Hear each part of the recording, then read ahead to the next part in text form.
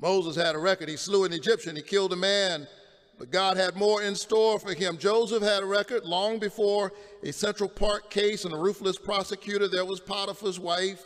Joseph was thrown in prison, but he held on to his dreams. You know the rest of the story. The 3 Hebrew boys had a record, and they were sentenced to death for an act of civil disobedience. Daniel was charged, convicted, and thrown in the lion's den. He had a record. John was imprisoned on an island called Patmos, the Rikers Island of that day. There he saw a new heaven and a new earth. Jesus had a record. Not surprising, given his background, coming from where he came from. Born in a barrio called Bethlehem,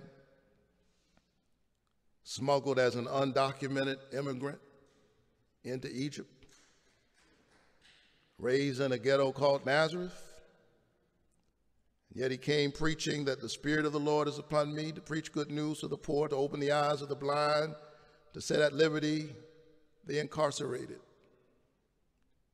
to preach the year of the Lord's freedom. They brought him up on trumped-up charges, convicted him without the benefit of due process, marched him up Golgotha's hill, executed him on a Roman cross, buried him in a borrowed tomb. But he was so powerful that he turned the scandal of the cross into an enduring symbol of victory over evil and injustice. And his movement was so contagious that he got off the cross and got in our hearts. He is my Redeemer and Liberator.